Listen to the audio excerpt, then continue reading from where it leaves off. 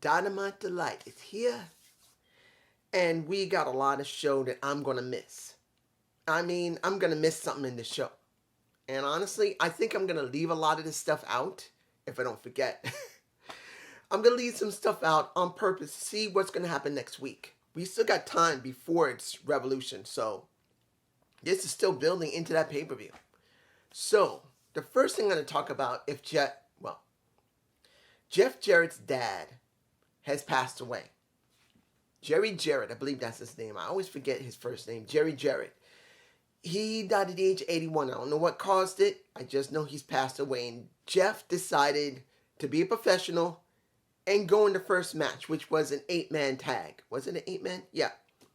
It was Lethal, Jeff, Duff, and Sanjay Singh, who really, oh my gosh, he's still so green. When you see this guy wrestle, he feels like he needs more time in the factory. He just feels it. Just because he's nearly 7-something feet tall does not mean he's really ready. He doesn't feel ready. And in this match it shows. He just doesn't feel ready. Everyone else was fine. We see Sanjay Dutt in ring attire, but still in a top suit and a what was a Bangladesh tie? Like this. To be honest. Do you have any idea how long it's been for me to wear a tie? I think the last time I wore a tie was 2000. 24 years ago was the last time I wore a damn tie. Yeah. Yeah, it's been that long. But was this match okay? Yeah, it was all right. But you got to be thinking that Jeff really, with the opening of the show, with the opening of the Acclaim saying your dad was a legend, but then they're messing with Jeff. Jeff had to sign off on that. They did not have that much, leeway to do what they wanted to do. Because, come on, even Caster and Bowman are not going to be that cold on him. This is something they had to approach Jeff and say, Jeff, what do you want to do? We usually do our signature, I do my signature rap. He says, do what you got to do. He said, and I'm sure that Cass is saying, dude, your dad's passed. Are you sure you wanted this? And being Jeff is Jeff. And I want to make this clear before I get any further. And we already know who won. We know the Acclaim won. And I'll talk about them in a minute. But we know this. Whether you like Jeff or not, even the Sleg Daddy, he hates that Memphis piece of crap. You got to respect him enough that he's respectful enough to continue doing the business even when his family has died. A parent died or a relative died. He's going to do what he's got to do, which he did. And I at least show him the respect he deserves. I commend him. Not everyone is able to do that, especially after losing a family member you love that much to help you start a damn promotion. Remember, TNA started not just because of Jeff Jarrett. It was Jerry Jarrett who financed the damn thing along with Jeff, who got extra bits to make the damn thing work. So there you go. And let's go to the Acclaim. Later in the night, the Acclaimed went in front of Renee and made it very clear. We heard about what's going on, and we're done now. We want our damn tag titles back. We got cheated. So we understand, and Renee did say there's going to be 2 battle royals for the tag division. A traditional battle royal and a casino battle royal. Those 2 teams that win those battle royals will go into a triple threat at Revolution, at least until the Acclaim did their rematch clause. Now it's a fatal 4-way or 4-way dance. I have no problem with this. They're giving other teams, hopefully other teams that we have not seen, an opportunity at the titles at the pay-per-view. To be honest, I kind of wish Butcher and Blade would be in it, but I doubt that. And if they are in that, and this is the thing, Butcher and Blade, they are a very good team that got a good amount of charisma that doesn't do a damn thing on the main roster. They job for everyone when it comes to their storylines and when it comes to their matches. They job. Rampage, Dynamite, they job. But on Elevation and Dark, they win all the time. And I'm sure they must win, even though I don't watch it. I'm sure they win because they keep pushing them into being jobbers. I'm just saying. They're good workers. But they don't get anywhere. And I find it garbage. I'd rather seen him in Impact Wrestling or MLW, which honestly, I have not seen MLW, and the regular place I tried to see it didn't work. And that was just regular, not getting Reels Premium, not doing it. Then I went to the Nefarious site. I didn't see it there either. Now, you guys can tell me if they are doing Underground and regular Fusion. I haven't seen neither one on a regular site that I've regularly seen, and the Fenarius, for you know what it means. I'm just botching. I haven't seen it. Moving on. The Texas Tornado tag match between how do I feel about Vaughn and Rush? It don't work. Rush and Andrade worked, but I just don't feel it with Vaughn. He should be their muscle until he's ready to go off on his own. Not this. Preston Vaughn just doesn't feel it for me. And it's not because I think he's a bad worker. He isn't. But I see Rush with Andrade, not Rush with Vaughn. It just doesn't feel right. Doesn't mean the work rate is bad. It's just, it doesn't feel right. And then, of course, you got Mox and Claudio. They're fine. Match was fine. You got, Vaughn bleeding along with Mox. Fine. In the end, you know who was going to win. There's no way Rush and Vaughn was going to win. There was just no way. There is no way.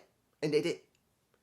But do I believe they need to do a change up on that? Yes, they do. And yes, I know I could say a little bit about what happened with Wheeler Yuta and Jose, but it doesn't really matter. Unless they're going to actually do a match, it's barely even mentioned.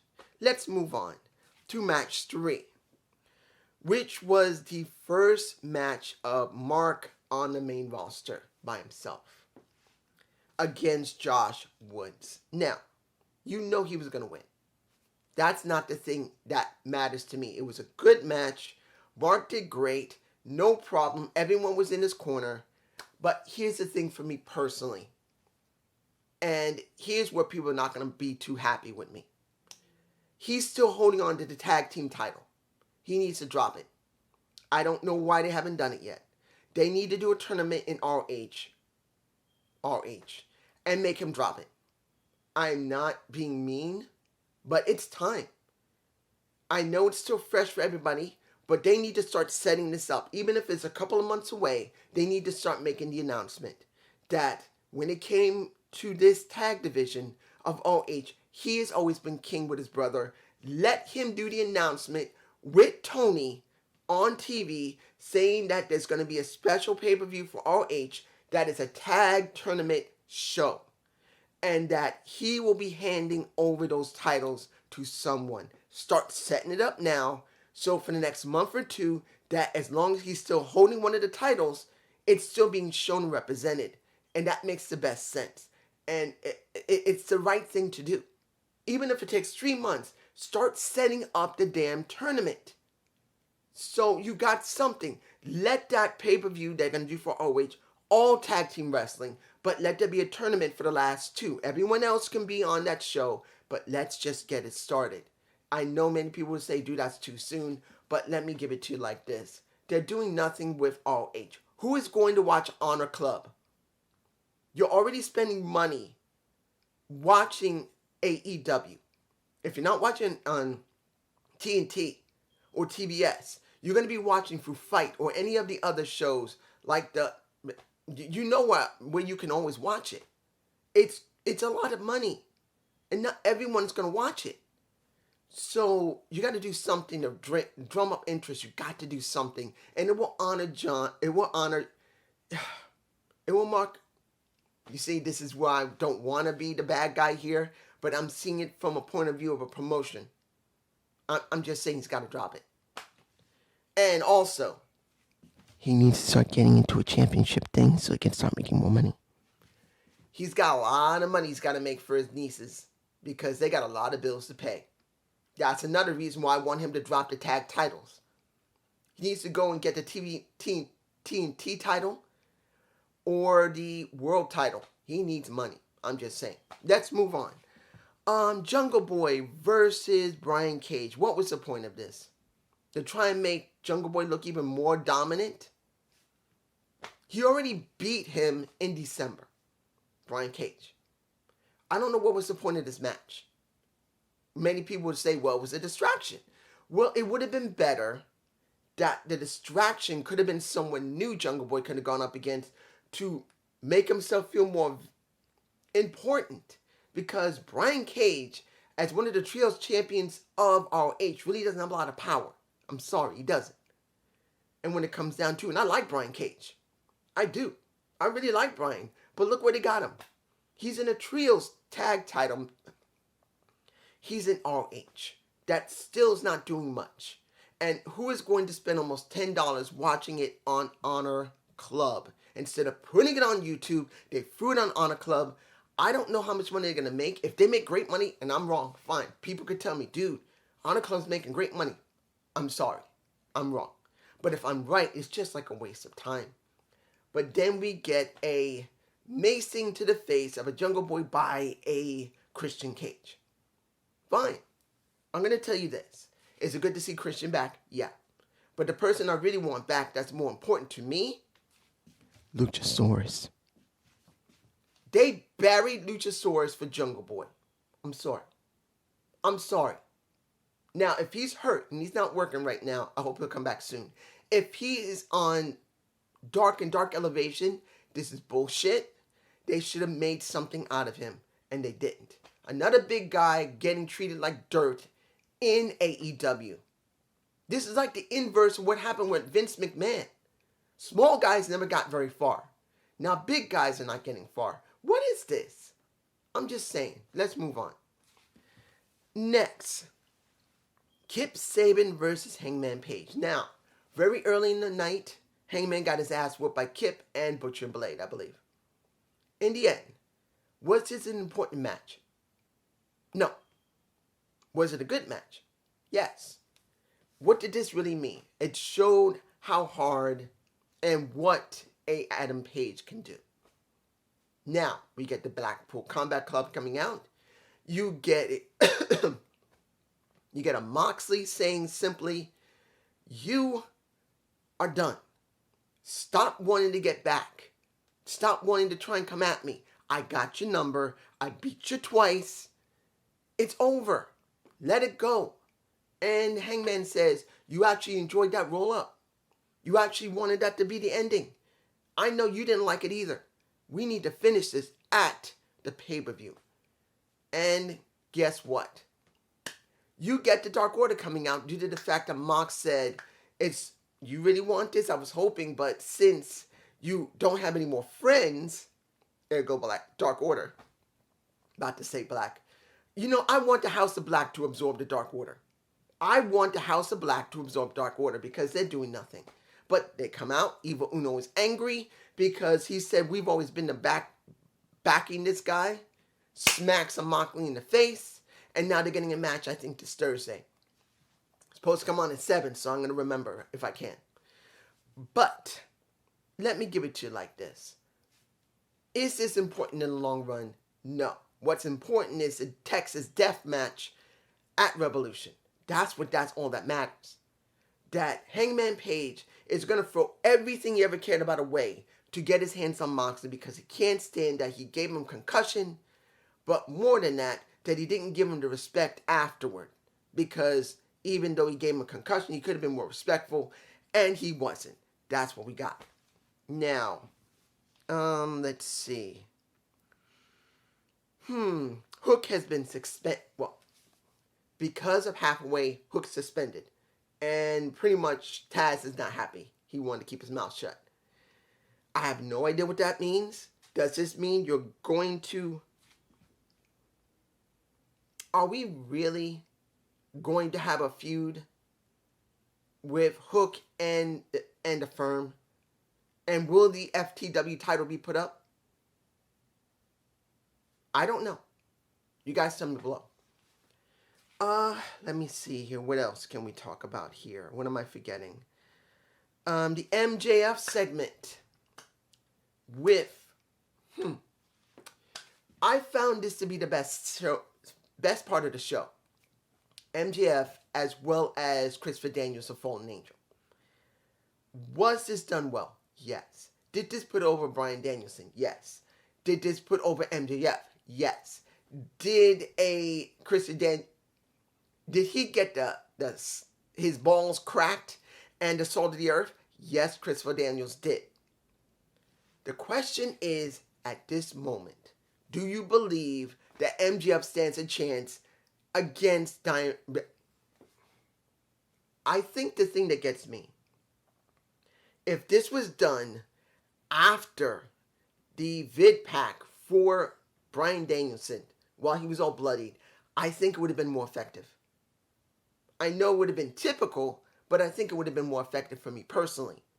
But seeing it was done after his vid pack while he was all bloodied, saying I'm going to expose MJF, saying that he's no match for me, he cannot go as far as I can go, he can't do an hour, I think would have been better afterward. I know it would have been a typical, like a WWE thing, but I think it would have been better. But to be honest, what they could have done, instead of doing the vid pack, they could have had this, then Bryan Danielson runs out, and then let him just say the same thing. You just didn't need the video package to go with it. I think that would have been more effective. That's just me. You guys tell me below. Pay-per-view. You know what? I think I didn't forget anything. But what do we have here?